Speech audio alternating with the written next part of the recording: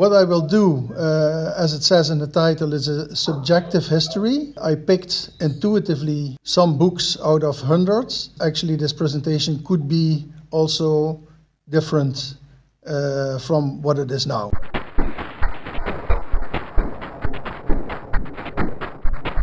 As a young art school student, early 70s, I often came to the Jan van Eyck because it was a very strange place for a youngster like me. I found that some artists were making those very little artist books. They gave it to me. That was the start for my interest in artist books. This book, which you see here, is made by Equipo Movimento. There were some participants here. It's from 15 June 73. I found out it's a completely stencil printed book. The equipment what was here then was stencil printing. So it is stencil printed, stamped, it's folded and stapled through the flat, numbered and signed. Every little booklet was a theme. What struck me was that the simple means that they only had a stencil machine, a mimeograph, that they made these kind of beautiful books. The second one I got is this one. It's an international onomatopoeia, also just in an edition of 100. Very simple made, and it's about all kinds of words in different languages. Try to connect our international participants base. In the meantime, they also got a little offset press. So this book is from 1 year later, and it started to be a bit more sophisticated. There are also pictures in this one. But also very simple, very small, very easy to make, do-it-yourself printing. I found a connection to Beau Geste Press. So if you see this book from Studio Manuel Reder, they made this complete catalog connected to an exhibition in Bordeaux dealing with the Beau Geste Press. It was from the early 70s. A Mexican couple went to England, to London, and then later they bought a farm in the countryside in Devon, and they started their own press with mimeographs, enormous amount of artist books with the mimeograph. Later on they got a little offset press and copy machines. So the work is actually very Fluxus related. It has this Fluxus aesthetics all over. And what immediately struck me, that there's such a huge aesthetical relation with how Riesel printers work nowadays. Actually, as if nothing happened in the 50 years in between when it comes to the theme they use and the aesthetics they use. For me, it struck that it's very related. The Flux shoe is a very famous cover.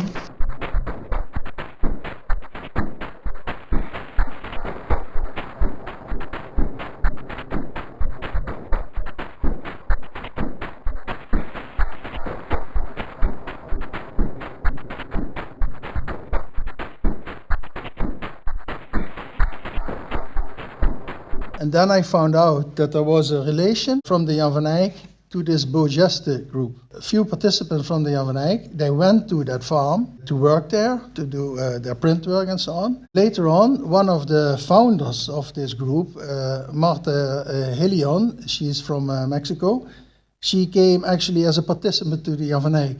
So she actually took this aesthetics with her to the Jan van Eyck. What happens next after the little booklets I showed you, that's a beautiful series of newspapers they made. It's a series they called Fandangos. Unfortunately, I don't have number 1 because they screen printed it. They made, I think, in all 10 volumes of it. This is just a broadsheet. So it's a completely one-side printed and folded newspaper with collages. It's all cut and paste. The Xerox machine was used to make the mock-ups. And this ended up to be a very beautiful series. I will show a couple more. And in a way, they always called it Fandangos, but they use different names. Sometimes Fandango, then Fandangos, and all with collage, some plastic collage to it.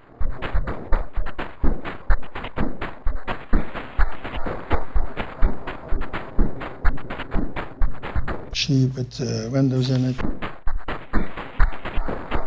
Here they use another name, becomes more of a tabloid. In the end, it ends as an A4 magazine. Now it's called Fandangos. And there were contributions from artists from all over the world. There was a really interesting network from the Jan van Eyck to the rest of the world. It was actually remarkable when you consider it was before the internet, mail art, and this all went by mail and then it was assembled here. It was a global corporation.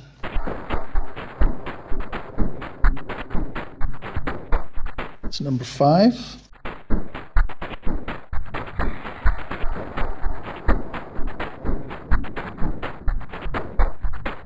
This is hand-colored, so it's printed and then hand-colored.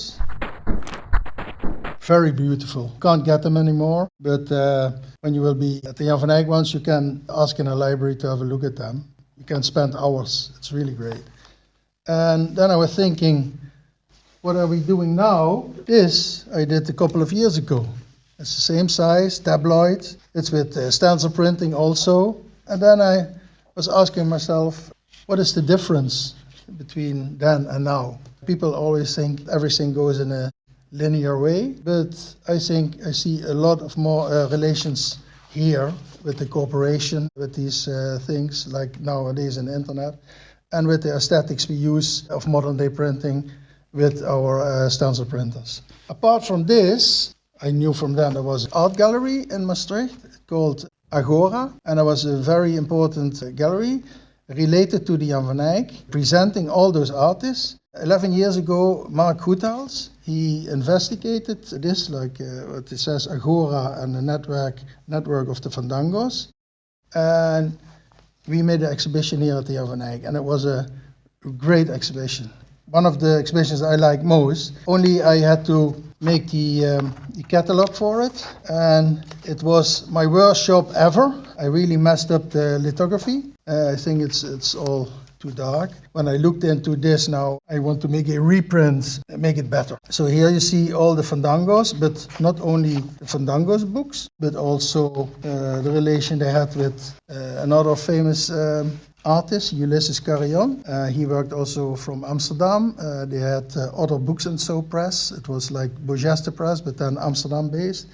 And it was a very interesting period, very related to Fluxus. Some years later, we had this offset press. They already started to make quite substantial artist books. But this is from Servi Jansen. He was a participant back then here.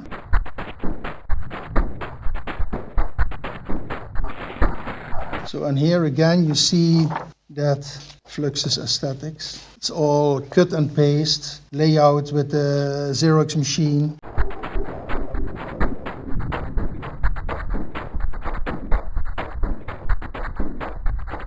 The first videos came into the building. Jan van Eyck actually had the first video studio, initiated by one of the guys who made Fandangos, Raoul Marraquin, a Colombian artist.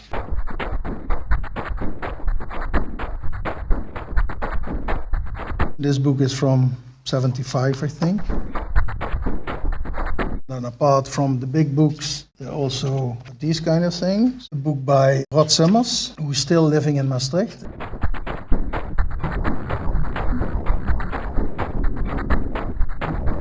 Myself, I'm not a fan of oblong books, but so actually you also can show it like this.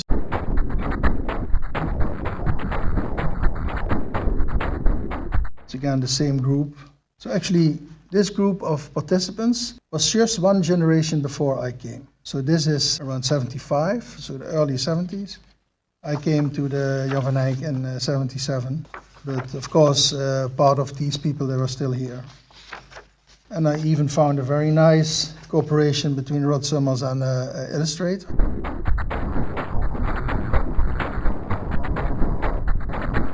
And the weird thing is that after the 70s, there was actually no illustrators in the Jan van Eyck anymore. Actually, it was all focused on photography and design. Illustrators is very rare that we have them here. Then I became a participant here. Those days, every participant was allowed to make one book, and it was a book in given size, giving a given amount of pages, always the same paper.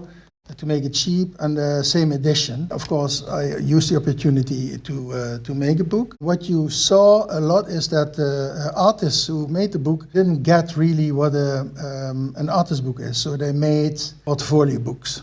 So a collection of their works, they presented in a book. And even I was struggling with the idea what an artist book is. My book I made back then, it's a kind of a hybrid book. I could make it in an edition of 250, and I still have boxes at home that I carry around every 10 years. So 250 was actually a huge edition in those days. But I also was struggling with the idea, what is an artist book? I didn't really get it by those days. Too young, too inexperienced. I found this book back again from 40 years ago, and I decided to make a sequel of it. I printed with the same team. I printed this book called Time. This was actually the book I would have wanted to make in those days.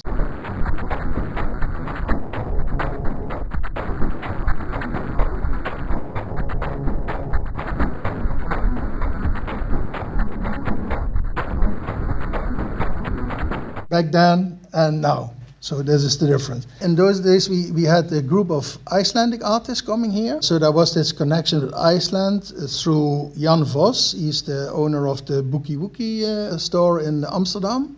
And he frequently came here as a guest, together with Dieter Roth, who also had that connection with Iceland.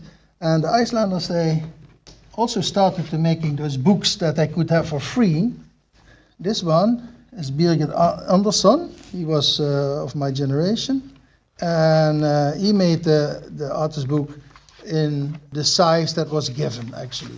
But they always try to do something different. He put some transparent paper inside, and they always wanted to oppose, actually, the rules the Jan van Eyck put on how to make the books. This one, he inserted these transparencies. This is also something you see back in all decades. I even use it now, and recently people work again with this kind of paper.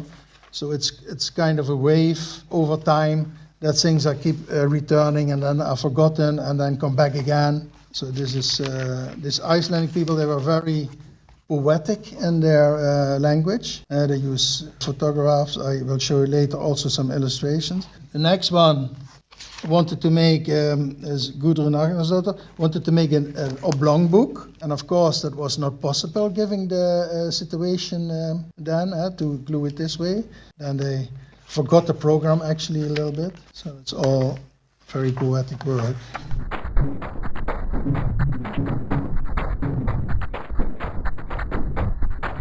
And then some Icelanders, they were clever, and they said, instead of a big book in a given format, we make 2 books. Same amount of money, they could make 2 books. They were all finding some way around. It's from Eggert Peterson, also with transparency in between. Passing Bells, it's called.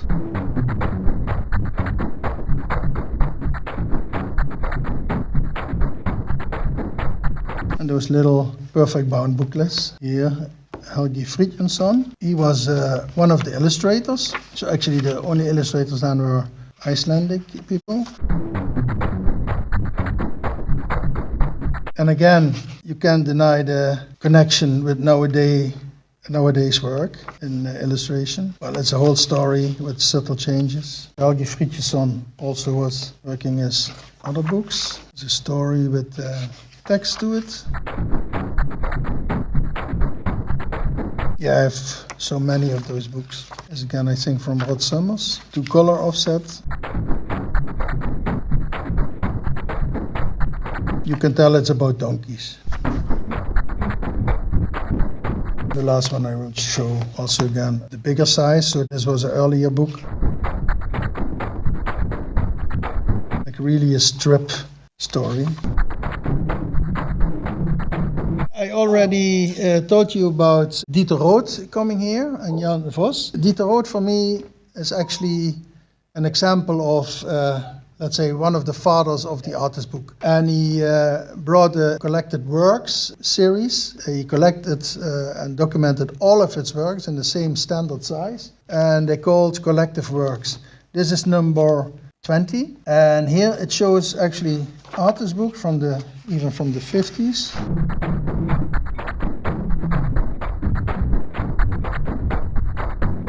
So you see how modern this work actually is. What he made some books for children also. These are all cutouts. So it's all cut out by hand. It's unbelievable.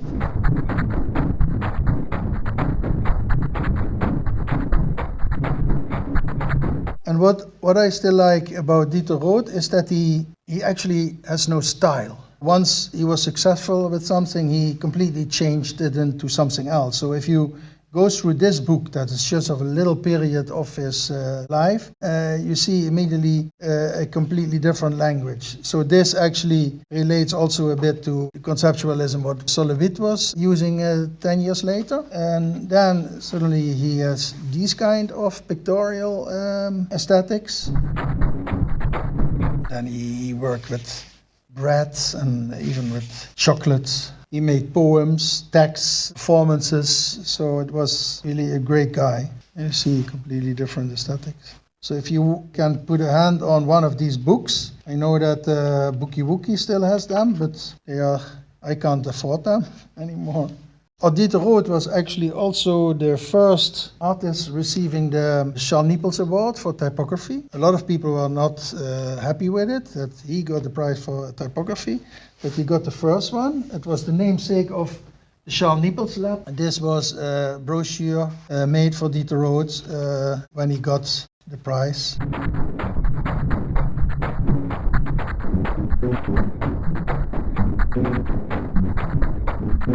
I was really happy having him here to get the prize.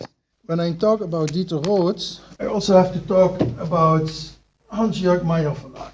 All the books Dieter Roth did that were offset printed books were printed by Edition Hans-Jörg Meijer. Maybe some of you designers they know this. You cannot imagine that this is a book from the 60s. If you see this, it could be a book from now. This was Hans-Jörg Meijer.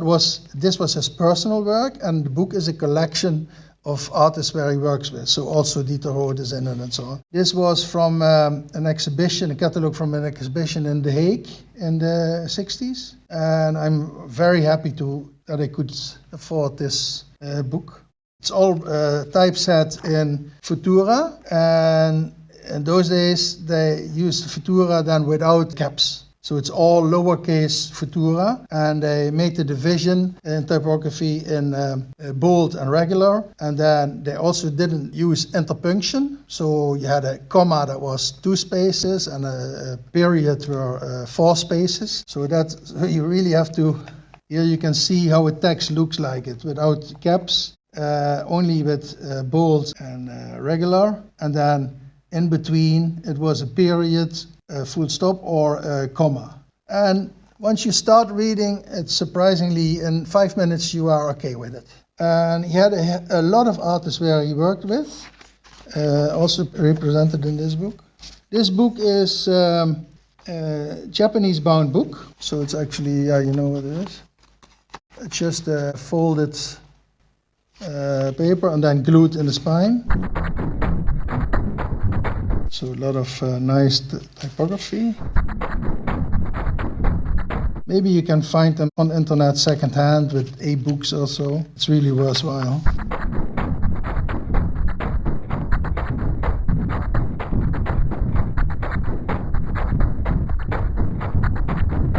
All looks absolutely modern. And then here Dieter Roth also is included in it. But now you see with a completely different style of work. Great.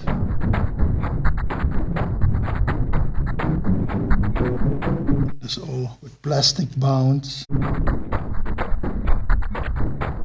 So yes, see if you can be happy to get it and see what happens in those 50 years ago.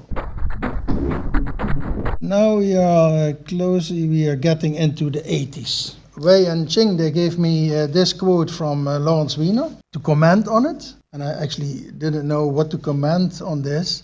more than it's exercise in logics. A book is a book, and artists are people, and people make books. Since it's only logic, you also can make a different quote, let's say. So then I think maybe this is also a good relation to it. Let's say food is food, artists are people, and people eat.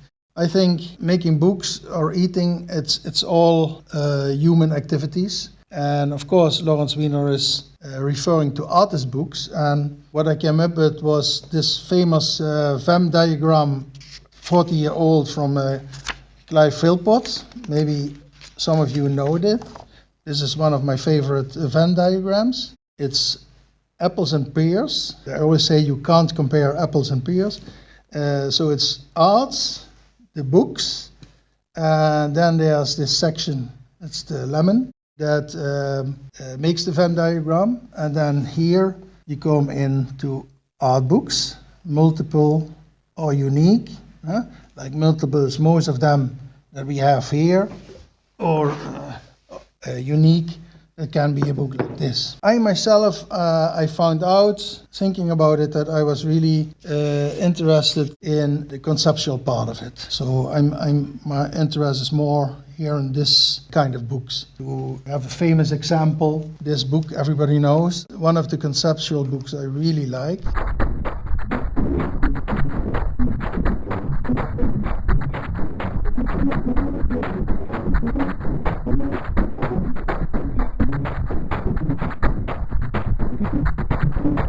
It's a reprint from Printed Matter. It's a very cheap reprint, but actually, yeah, you have to have it in your among your books.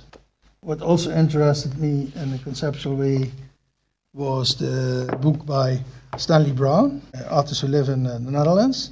I like the simplicity of his work. I don't know if you know it, it's one distance.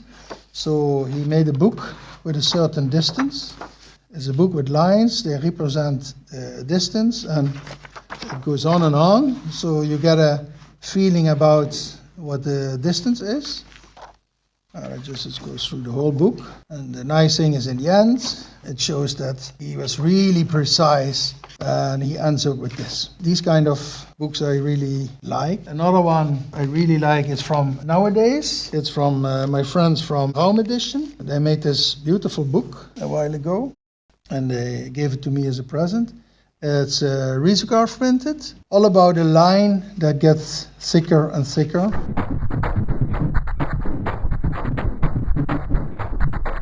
All riso printed, so he used a lot of black, a lot of masters.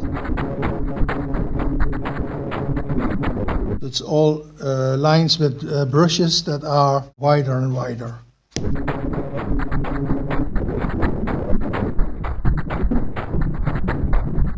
This is already a little bit in between a book and an object. When people ask me what is an artist book, for me it's very simple. An artist book is a book, a piece of art in the form of a book, in the shape of a book, like a piece of art in the shape of a canvas or a piece of art in the shape of a sculpture. It's the artist that used the idea of the book to make a work of art. I'm not really into the theory of the artist book. Someone else has to describe that. But that's, for me, as simple as it is. Piece of art in the form of a book. I also have an example I saw by accident. I got as a present from a Belgian printer, Nicolas Stork, who works with Autobahn. I really like the humor of this. So this is a risograph printer. He made a whole book, a very conceptual book. And he was, I don't know, maybe some of you are familiar with the risograph. So you have drums where you print with, and you put a cartridge of ink in it. Every drum comes with a chip that forbids that you put another cartridge in it to avoid calamities. What they did, they disabled the chip. They took, for example, a green drum, and they put a red cartridge in it. And then they print and print and print until the drum was changed from green to red.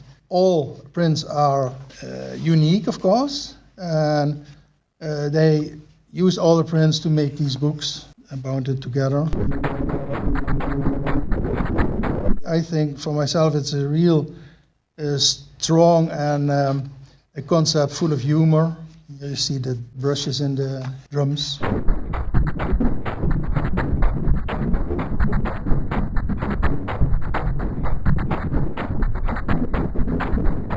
You see that's bounced like this. There you see the whole page. So I really like these kind of very simple concepts with a lot of humor in them. So this is my love for conceptual books. Other books I like is actually books like a database. So I want to show you this precious book. It's from Hans Waanders. He passed away, sadly, I think 20 years ago. He was completely obsessed by kingfisher birds. So that was his theme for many years. He worked with kingfishers. But this is a book about Gagarin. It's the Russian astronaut. And the book is about the last 60 seconds of his life, because he died in a plane accident. You always say that when you are dying, then you see your life back in some seconds. And he tried to make this for Yuri Gagarin. It's also Japanese bound, and he made everything himself. This is only photocopy and collage, and glued Japanese bound in a hardcover. And then he figured out what could be what happened in his last 60 seconds. So that he thought about the war. These are photocopies with hand coloring. So he uses hand coloring, he uses, see some collages, for example. So he tried to envision the history of his life that he saw before he died.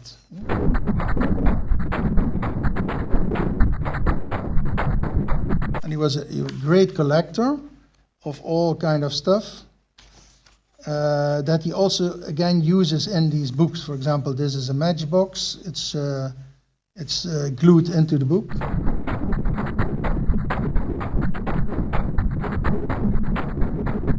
Stamps.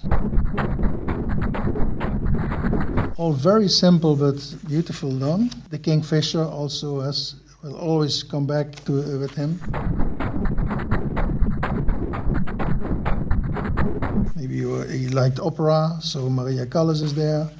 He smoked cigars, I think. Photographs from a television screen. Travel. And that was the last thing he remembered before he died. So, apart from what I said, the conceptual books, I like a lot the database-oriented books, like this. 10 years ago, we had a designer, Dong-Young Lee from Korea. She still lives here, and she also made these kind of books. It's also very simple. So it's a very nice project.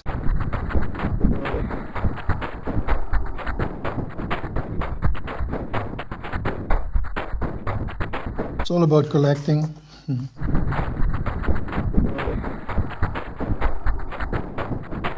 In the 80s, when I started working in the graphic lab, we decided to buy a big proofing press. So we wanted to print with artists in offset on a big format, and avoid the speedy offset press. So we used the proofing press for it, a great Mylander, A1 size. We started to print artist books ourselves together with the artists, the same as we work now, so you didn't need actually a printer in between your idea and the product. I found this, actually it's a book of an Austrian twin called Irene and Christine Hohenbüchler. It is the first full-color offset book I printed myself with her.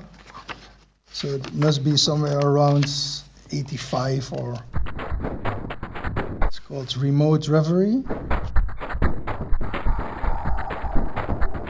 The buying of the old proofing press, that gives us a lot of new possibilities. We could print large size posters. We could make these books with many pages on a plate. We could use the full color possibilities of it.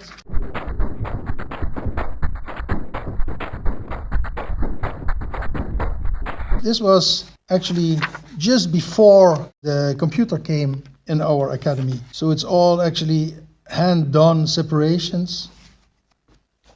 So it was the last books in the all-analog Jan van Eyck Academy. And the first computers actually were only used for typesetting, that we didn't have to rip the text. Of course, I have warm feelings with this book because it's my first full-color book. But you also could make books like this. Some of the work what you could do with a proofing press, you didn't only have to work with plates, photographic plates, but you also could directly draw on the zinc plates. So it's partly photographic you can work, but you also can draw directly, like this illustrator did. So this is a book of 86. So here you see this we printed in varnish. And that was drawn directly on plate. This was again a photographic part.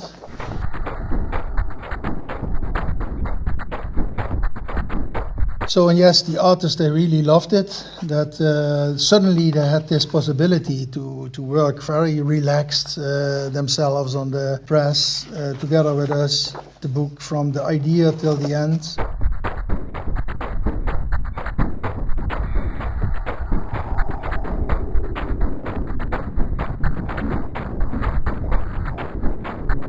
And we did some funny books, like flip books.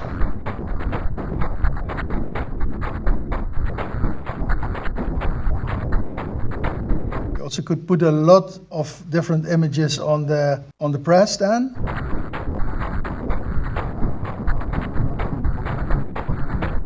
It's a dancer.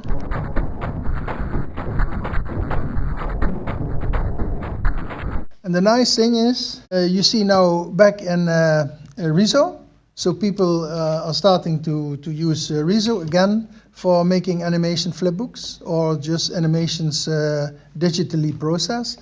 So that's really interesting that, again, 30 years later, the presses are used to make animations of flipbooks. We had an artist here, Annemarie Meulendijks. She was from Nijmegen, and she said, we can also print together a book in Nijmegen. I said, what is it? And she came back with this book.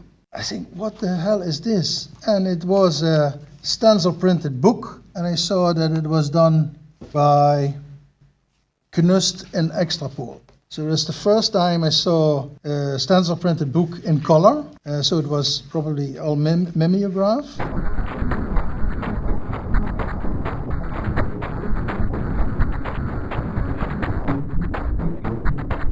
And I thought, I want to have the machine like that, because it would be a great addition also to our lab. And I really was confident to get one of those machines, and later the first Risos. However, it took me from the 80s to the 2010 to get the Jan van Eyck. But this is my first memory of stencil printed books, just by a participant that was living in Nijmegen. So that was really nice. So then we have to talk about the 20 years in between. A big change happened at the Jan van Eyck. We got a design department. Designers, they were all keen to print an offset. So we had our own offset press we could work, but it was a single color press. So most of the advanced work we printed outside. Personally, it was a very important time, because suddenly from autonomous art I got the feeling about graphic design. I worked together a lot with Jan van Toorn and Karel Martis, because they couldn't work with computers. So actually I did in the beginning all the layouts for them, and I learned a lot of it. So it gave me, actually as an artist, it gave me some extra tools. That period changed also my attitude to my own work, since I had these new tools. But that meant that going into offset, it's a completely different world. It's expensive, it's sometimes difficult, the color works and so on. So it was a big learning process. I came a lot at printers or binders, and for many years we made this really fantastic offset printed high-end books with artists, but mostly with designers. Sometimes it was really interesting that designers, they also started to work more self-commissioned. I show you some books of that period. I think one of the first I remember was this book. And this is actually one of the first books from Mewis and Van Deurzen, the Dutch designers. In the meantime, they are very well known over the world. So this was the first book in a series about design and theory we made at the Jan van Eyck. It was a very special design. The designers, they really showed off here.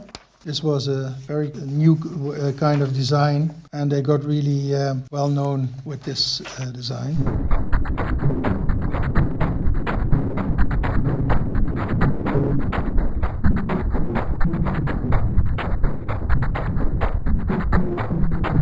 It's now a bureau that does a lot of books.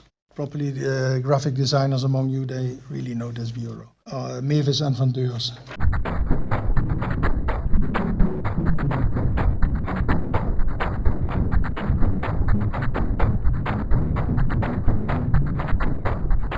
The cover is really special, I think. So that was the beginning of a whole series of books about design. We had a friendly printer that was actually our house printer, and once a year he sponsored a book like this. The last book in the series, a famous book of Jan van Toorn, Design Beyond Design. It was actually his goodbye book as a director. I made this with a colleague, and this is the only book so far I can't find any mistake in. So I always challenged people to find a mistake, and then they get a free beer from me or something like that.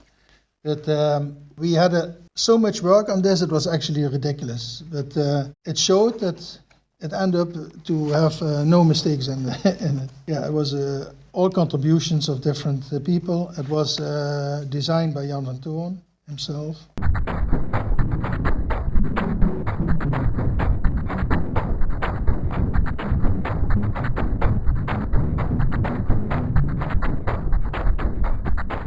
And it's for designers, it's a bit of a standard book that you have to read. The vision of those days, it was in '97, on design. Gérard Bric-Laval is an activist French designer, passed away a few years ago. He was very political oriented.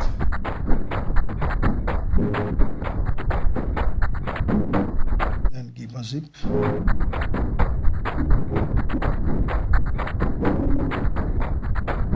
It was also translated into Korean years later, but that was not such a big success. It was not so well done.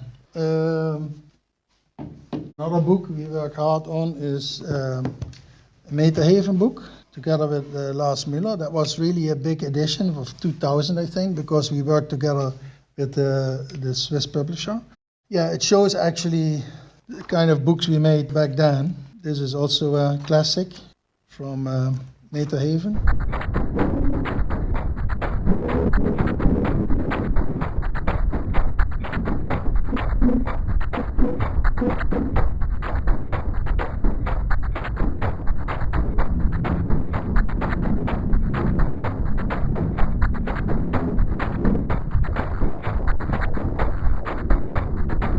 Yeah, you can imagine this. Actually, it's such big books. We don't make them anymore on a Riso nowadays. It's 608 pages.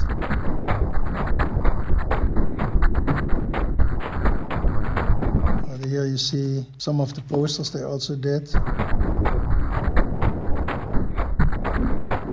Another book is this one. This is actually the book that was lithographed in Leipzig. Set with two books.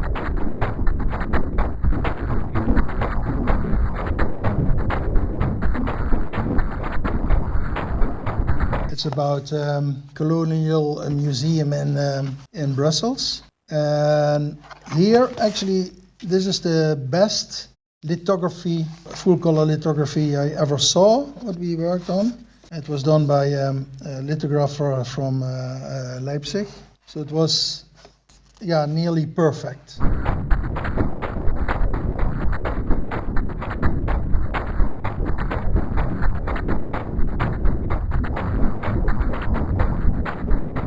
So in those days, I was quite proud on producing things like this. But this perfectionism actually later became also a bit of a burden, because to make perfect books also gives a lot of stress. And that was especially with these kind of books. But again, I'm still very happy with this. Some designers, they also try to make self-commissioned work on a conceptual basis. For example, this was done by Felix Janssens in the mid-90s, I think, or early 90s. And it's a travel brochure of a travel company, but he switched the plates. So what you see is that the blue skies of the nice beaches and so on, they get red, and everything switches. It's not a very appealing world to go to my memory, but sometimes designers, they also work in these conceptual ways.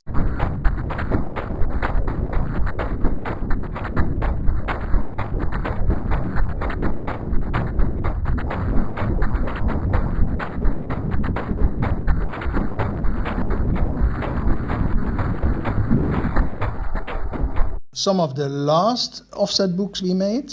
This, for example, is a conceptual piece by Stijn Verhoef, an artist. I liked him from the concept. It's about Google. Google scans books automatically, and they sometimes, the scanners, they make mistakes. Like this here is still a part of fold out or something like that. Like, for example, these things that suddenly there was something on the scanning bed, for example. And it's all about travels to the Arctic. So he looked in all the books for the great travelers in the Arctic. Here you see even the hands of the person who is flipping the pages. So, and it's, you all can find this in the Google books. Or here, it's a different lighting, so it misses a part of the body.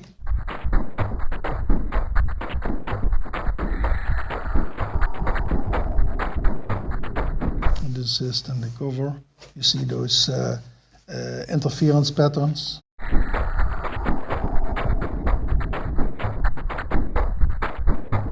Jack Henry Fisher, he was a designer from Chicago here, and he did the same with the Google text recognition. So he was looking for all the text that Google couldn't scan or OCR. So what he did for the images, he did for the text.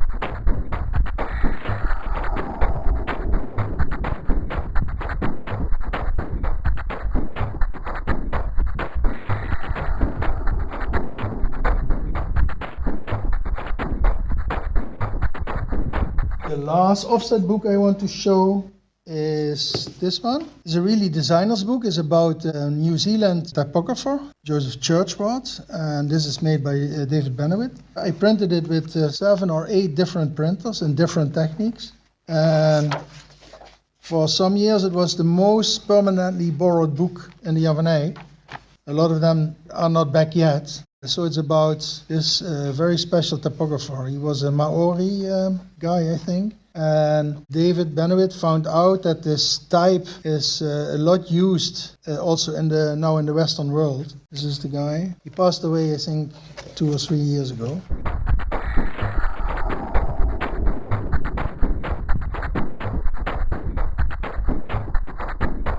But he gave some examples of also signage on where it's used a lot. So we did it in waterless offset, we did it in newspaper print, we did it in copy print.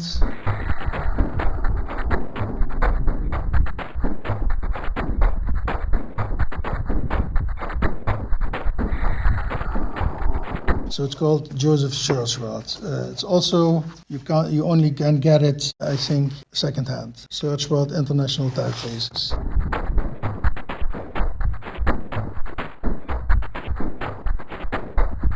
Then we got the risograph. Finally, after 20 years, it was possible for me to go to the risograph. Since I was working so many years with offset, it was very liberating. So suddenly you could not meet those standards anymore because the technique was quite rough and brutal, but I liked it. So it was for me a really liberating feeling just to focus more on content, and I could not worry too much about documentation or printing or something like that. So I was very happy with it. We also were very happy that the first book we made was immediately a huge success, because everybody knows this Sigrid Galland book. Sigrid worked here before the first participants came. She could work whole summer on this book.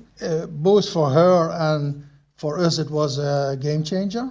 So this brought us a lot of success immediately, a jump start, and Sigrid some fame because she really got into the world with these books. So yeah, that was for us and for her very important, one of the first books. And then we continued with fantastic books like, for example, we made these books for, I don't know if you know Roma Publishers in Amsterdam. They're really very good publishers. They make the most nicest book. Sometimes I'm jealous on them. This book was designed by Experimental Jet Set designers and printed by Johannes Schwartz, photographer. It's a typically book that we make here because it's about photography. We make a lot of photographic books. And this book is a book about animal food. And he made a whole series of pictures in the zoo of Moscow. So Moscow was the only zoo allowed him in to make photographs. And it was a very elaborate book. We worked 9 months on this book. In the beginning he was not very confident, so I suggested to start in the end of the book. So actually we started with this image. And we only, the design of the layout was made by Experimental Jet Set to keep us going. And only when we finished one risograph, we decided how to make the other one. It was a slow process. And then we had to fold everything by hand 16,000 times. And so here also, for example, this was made after this one, and it goes over the page because it's a Japanese bound. And then this was related again to this. And that's how we went through the whole book.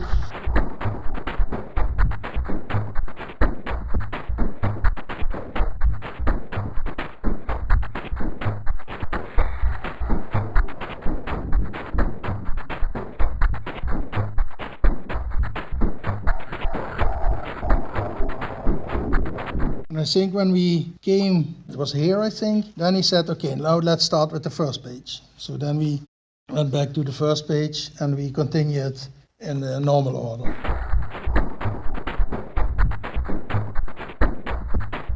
So I really learned a lot of printing this book, of all kind of screen rulings and colors and whatever. So it was really fun to do, but exhausting, of course. Another book we made was from Mark Naksam, also Roma. It was Roma 243. It's a very subtle book of drawings. Here the challenge was actually to get quite close to what he wants with his drawings. So it was not an easy book to print.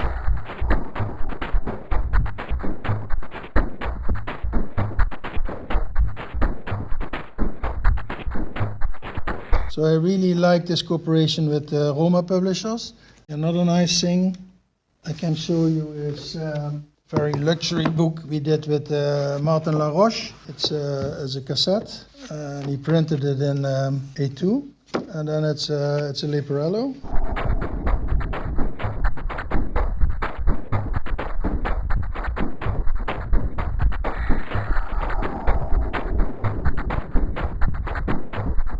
Both sides.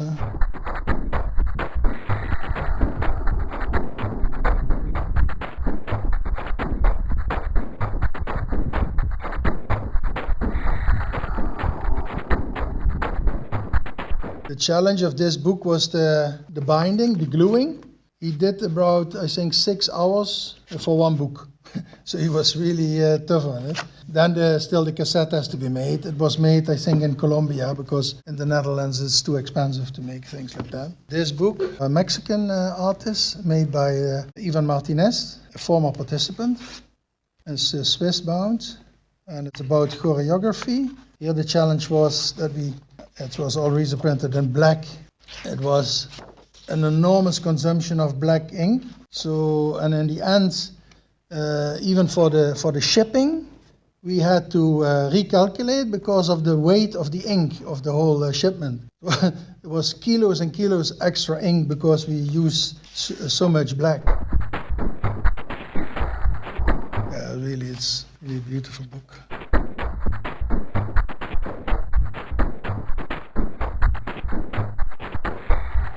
Then I want to talk about Magical Riso. Magical Riso is actually very important to us, and actually I think through the whole community. I'm very happy that we started with it. And I'm also very happy that we so far have also documented it actually in 2 books. So this was a very nice book we made as a cooperation with all great Riso printers combined with great artists. So they worked for a week in the Jan van Eyck together, and they made this really high-end risography book. Still very proud on this.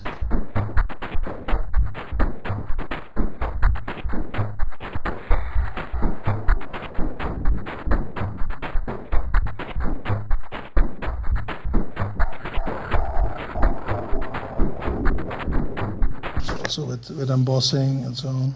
So, and then I came the idea with Last Magical Riso, since we had this COVID restrictions, to work together on a new book with also all kind of printers over the world, and they printed it in their printery, and then they sent me everything here, and we made a book with it. I think this is also a very important book for us, showing the Riso community, what all different Riso printers are able to do.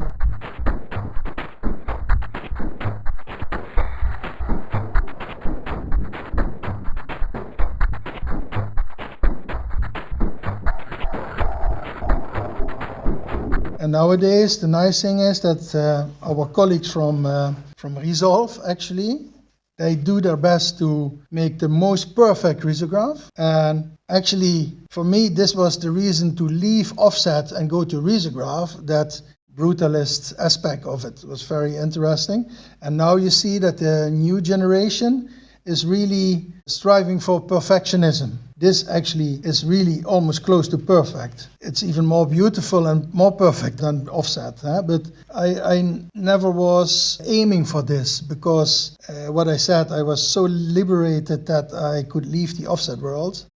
It's nice to see that it goes in circles, and that I think this was a huge amount of work. He did some custom profiles and so on and so on. That's really a nice development. Just a quick few other books, like these things we sometimes make. Some people like that. It's also Riso on Transparent. This is an interesting book of Chen Yen. It's a conceptual book about Amsterdam lunch. She was looking at the habits of how people in the Netherlands eat. And she described it in this book, what she observed, how we eat here, and what we are saying about the food. And it's all printed in brown, and the Riso on very thin paper, so you always can see through it. This was also awarded one of best books last year. So we are lucky to have a lot of books, even we print with risograph, awarded best Dutch book designs. So this was one of them. Another one that works really on transparent is this, was also awarded best Dutch book design. This is by Vera Gulikers, and she worked only on transparent paper with the risograph. So it's always that you can see the next pages.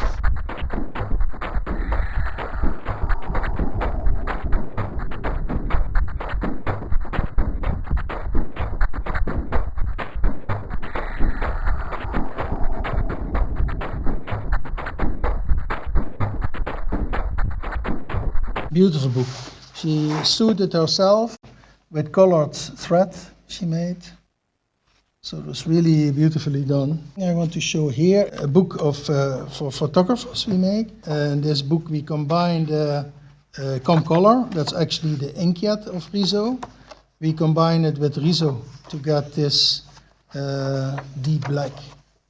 So this is actually most the kind of books we normally make.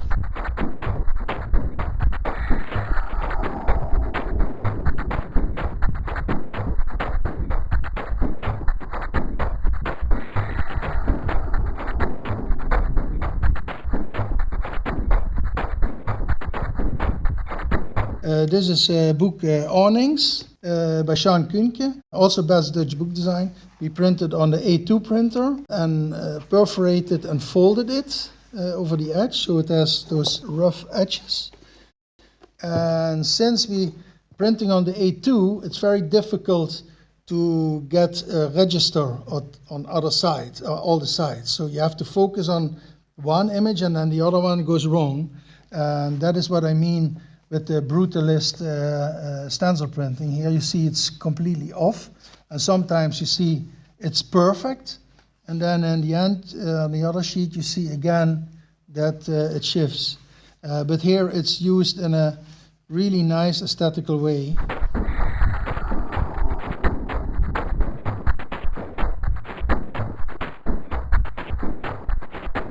That's a beautiful book. People love these things. When you make those test prints and go to a book fair, it's gone in a minute. Sean Kuhnke, who made this book I just showed, also was a fan of these prints. I myself, I have not much use for this kind of work. Actually, it's more like if you work as a copy shop, that you can tell people, I want A2 with B3. That's not the way we work. Normally we do a test for every new production. We never make color charts for general use. Since people kept asking about our colors and so on, I made an artist book just around COVID, and I just used signal flags that you use in the Marines. Used this for a random display of all colors we have here. So we had 23 colors, and it's actually a diptych. So it's 2 books with the same rules. One of the themes in my work is diptychs, and the colors are randomly chosen. Then you get a lot of surprises. It's really nice to see. For example, here is the first surprise. When you see that it's yellow and fluorescent yellow, when you see them next to each other, this yellow is very dirty. But when you see only that yellow, it's very fresh, you see? So all those optical things, they suddenly came because you picked color combinations randomly that you normally never should pick. And what happened when these prints were in the drying rack? People passed by and, for example, they said, oh, this I would never imagine, but I make my next book with this color combination. So it shows the colors, but also the possibilities you actually never would pick. So who would pick something like this, for example? Huh? And then this, for example, was the trigger of an artist book we made later that year with these 2 colors. That's what actually the nicest thing that came out of it. So I could combine this need for our colors with my conceptual personal work. That was nice. Then COVID came and I could work in the Jan van Eyck alone, so I had the whole studio for myself. I decided to make some more artist books, and I made a sequel of this book. I made this book also as a diptych, but I used the glass plate, it's completely analog, to try to do twice the same combination.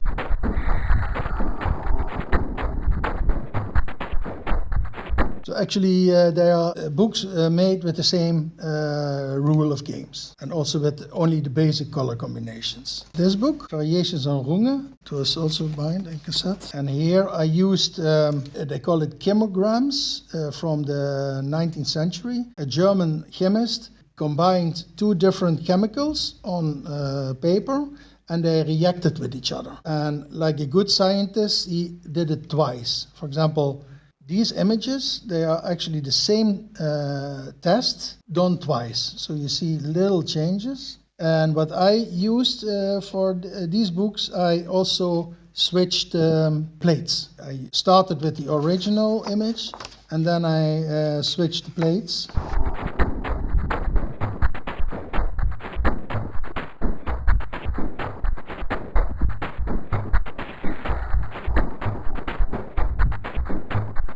In the series of Magical Octopus, it's a part of a series I make with the writer-artist Miek Swamborn. She is a poet and artist, and I is a designer and conceptual bookmaker. Magical Octopus was number 6 already, an earlier number. This is also one, it's earlier. 7, it's also the concept of that of the 2 books together. Then we reacted on each other's input. So this is only the dummy. It's with poems, and then you reacted on poems.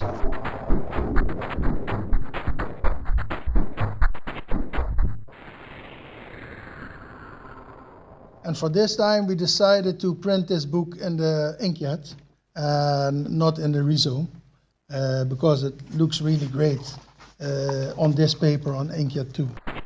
Okay, so that was all within an hour. Thank you.